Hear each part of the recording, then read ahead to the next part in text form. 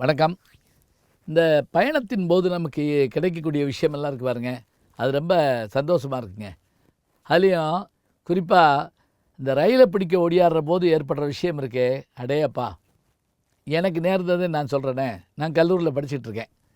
மாலையில் கல்லூரி முடிஞ்ச பிறகு சில நேரங்களில் கல்லூரியில் ஏதாவது என்சிசி, என்எஸ்எஸ் இந்த மாதிரி வேலைகள் இருந்தால் இரவு ரயிலை பிடிக்க வருவோம்.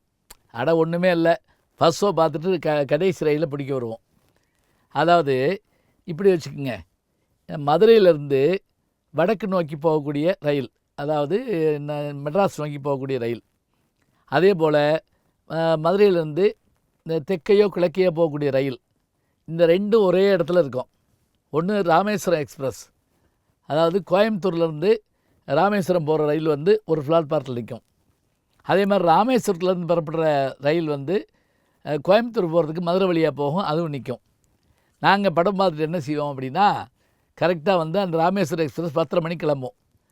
அது கோயம்புத்தூர் ஒரு எக்ஸ்பிரஸ். அது இங்கேருந்து, அதாவது கிழக்கிருந்து வடக்கு நோக்கி போகும். நாங்கள்லாம் நண்பர்களோடு வந்து வேகமாக ஓடியாரோம். ஓடியாந்தால் ரயில் க்ரீன் போட்டு கிளம்பிருச்சு. அப்போல்லாம் அதை பற்றி யார் கவலைப்பட்டா? ஓடி போய் ஏறிட்டோம். இப்படி நாங்கள் ஏறி முடித்த உடனே ஒரு ஒரு குடும்பம் ஓடியாருதுங்க. இப்போ என்னன்னு பார்த்தீங்கன்னா, பிள்ளை குட்டி, இப்போ கிழவன் கிழவி அண்டா குண்டாவோடு வர்றாங்க. என்ன செய்யறதுன்னு தெரியல. நிறுத்துங்க நிறுத்துங்க, அந்த செயினை பிடிச்சி இழுக்க முடியாது, யார் காசு கொடுக்கறது?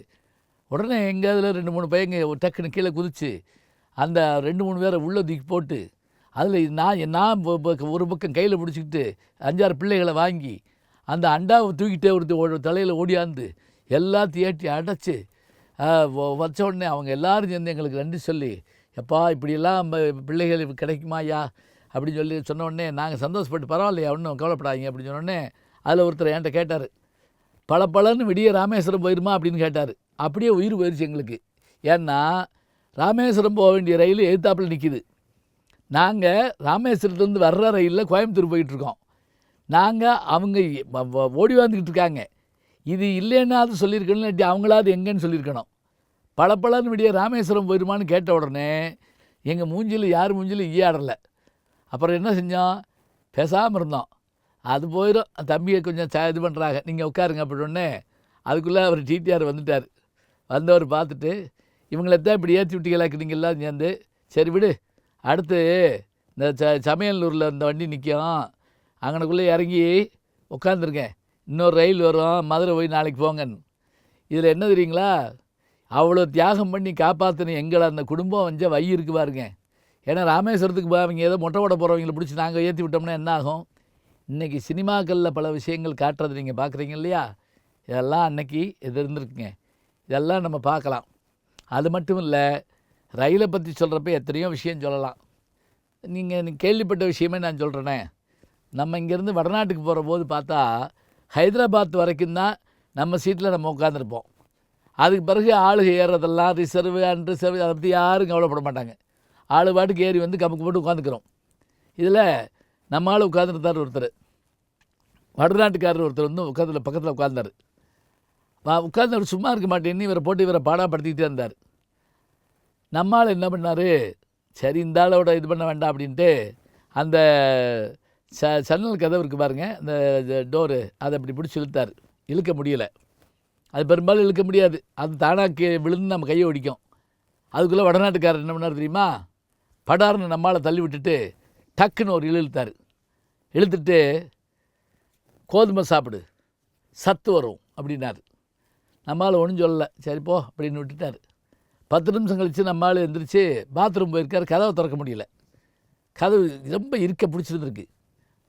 அதுக்குள்ளே அந்த வடநாட்டுக்காரர் ஓடியாந்தார், ஒரு மிதி விட்டார், கதவை திறந்துருச்சு. அப்போவும் அறிவுரை சொன்னார், கோதுமை சாப்பிடு, சத்து வரும். நம்மால் பார்த்தான், போகிறதுக்குள்ளே இவனை பழி வாங்கலைன்னா நம்ம தூங்க முடியாது அப்படின்ட்டு வந்து உட்கார்ந்து என்ன பண்ணால், அந்த அபாய சங்கிலி இருக்கு பாருங்க, அதை அப்படி இழுக்கிற மாதிரி நடித்தான். இழுக்கலை. அதுக்குள்ளே அந்த ஆள் என்ன பண்ணான், அந்த வடநாட்டு ஆள் சட்டார்னு அதை பிடிச்சி ஒரு இழுத்தான்.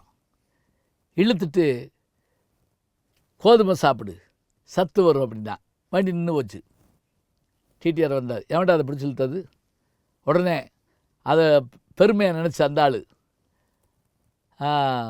நான் தான் இழுத்தேன் அப்படின்னு இந்திய சொன்னான். மேரா அப்படிங்கிற மாதிரி சொன்னான். அப்படியா, ஃபைன் கட்டு 1000 ரூபா. 1000 ரூபா ஃபைன் கட்டினோடனே நம்மாள் பற்ற ஆரம்பித்தான்.